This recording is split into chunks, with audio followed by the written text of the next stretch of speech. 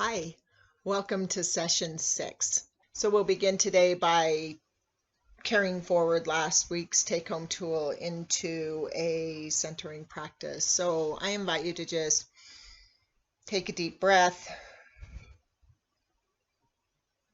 relax into this moment,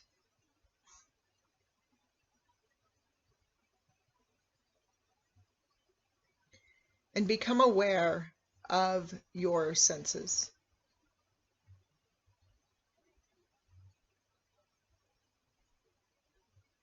Be aware of your body, how your clothes feel against your skin. Do you feel comfortable right now? Is there any way you can adjust your body to be more comfortable? What about the temperature and texture of the air in the room? Is it too warm or possibly too cool? Are you willing to pause the video for a moment and adjust it so that you can be comfortable?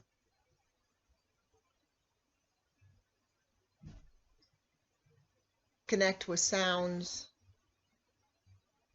and practice using sound. So instead of trying to make the sound adapt, just become aware of the sounds around you. Focus on them.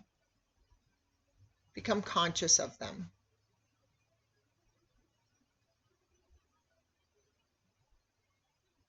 If there is a certain scent in the air, taste in your mouth.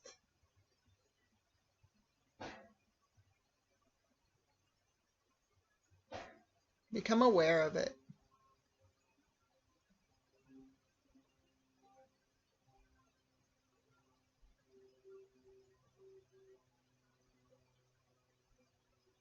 Observe any colors or patterns on the back of your eyelids.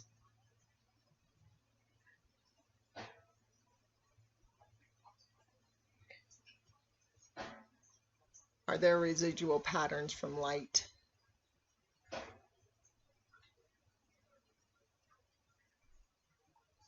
Or a particle of dust that you can see?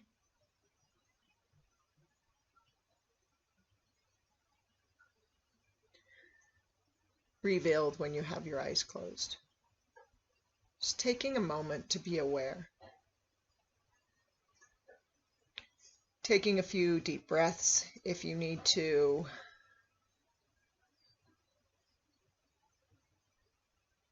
Making a warm cup of tea.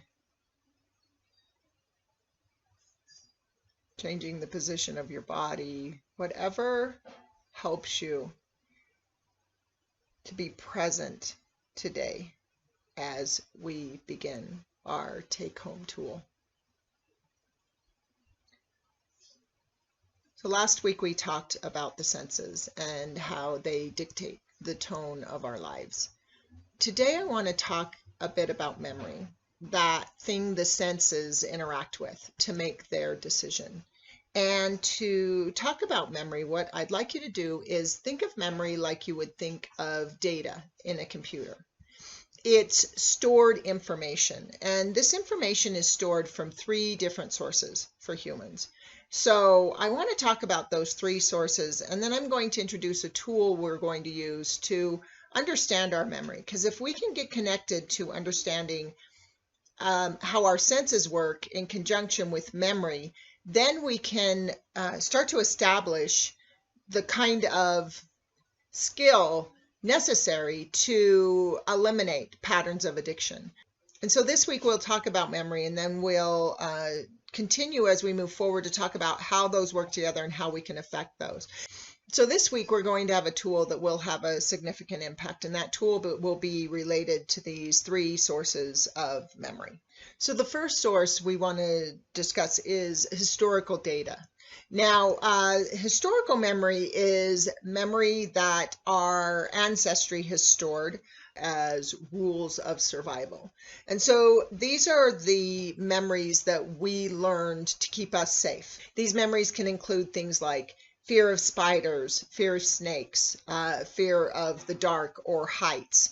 So these are very common across human ancestry, these common fears, because our ancestors learned that these things could be dangerous to our survival. Now, this includes, though, as well, your entire family history. So social anxiety is a good example. A lot of people that have social anxiety adopted it from either their environment or their genetics. They didn't necessarily have a specific situation that occurred that caused enough trauma to store a social anxiety disorder. But however, people have it, and often, the majority of the time, someone in their family has had it, or someone that was prevalent in their upbringing.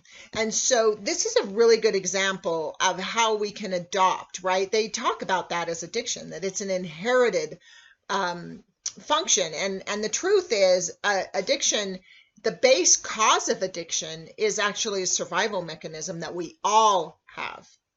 But it is our brain following old patterns that are rules of survival that aren't healthy for us. But that has to do with the pattern that was learned, not the mechanism of the brain. The mechanism of the brain is a healthy mechanism. It's the consciousness that is unhealthy, that the decision that we're making. So it's that memory that's stored that's the issue. And that's why I want to address memory, because memory is the cause of the unhealthy addictive patterns. But the rule of survival that says I will seek out something to make me safe is healthy. Also, in addition to that, the second issue with addiction is the fact that we have a heightened sense of triggering this mechanism. And so that's another thing we're going to address. But this memory thing is a big piece. And so we have that ancestral memory. The second kind of memory we have is our personal experience. So this is how we adapt the memory that we inherited. So imagine this pool of data that you've inherited. So there's all this ancestral information, and it goes right up until the moment that you are born. So you have this pool of data. And so this is like a computer your parents handed you, right? And like you would with any new computer. So if you imagined going to the store and buying a new computer, you would take that computer and you would modify it, right? You change the username and you interact with the data in the computer. You might add or remove programs, but also every interaction, every time you open that computer, data is stored and information is modified. We work in the same way. Our personal experience with our memories change the way the memories function. So first of all, we have this pool, this computer of predefined memories, and then we interact with those memories and modify them. And those become our personal experience. So they are, the memory has been changed, adapted, adjusted. Finally, and then the last type of memory that we have is environmental memory. The brain is always analyzing the environment around us. And so it is measuring temperature or barometric pressure. It might be measuring the amount of stimulus we have. Are there TVs playing or music? Are we alone or in a crowd? Is it summer or winter? Dark or light, right? It's measuring everything from the amount of items we have on our to-do list to the number of books we have on a shelf. Every single thing in our environment is constantly being measured. So these memories, all of them, historical, personal, and environmental, interact with the sensory data we played with last week to determine our mood, to our state of mind, the thoughts we have.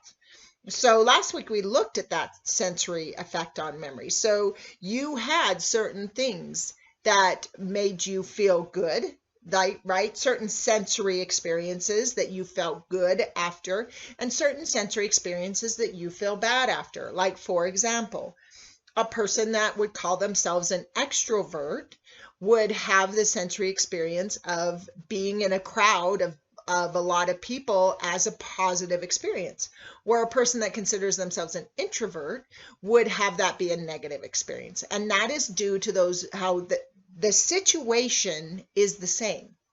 We are talking about a crowd of people in both situations. Can even be the same crowd of people. One person is going to have a positive experience there and one negative because of the memories.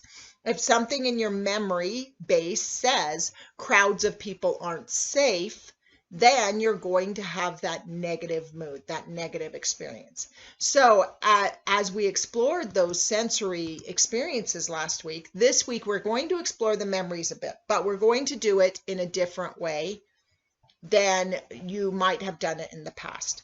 In my programs, I do not do process. I'm not going to analyze memories. We are not going to figure out the initial cause of triggers, right? I call that peeling the onion, which is generally what we would do in therapeutic treatment. I don't do it in my practices. I take a different approach. So we won't be exploring our memories per se. What we're going to do is we're going to use our memories in a different way than we might be initially considering memories. So part of the way the human brain remembers things is that data that's in the computer isn't standalone data. So it's not like you have individual files that work independently, making random connections. Our brain stores data according to relation. So it needs to have a connecting factor or it won't store the data.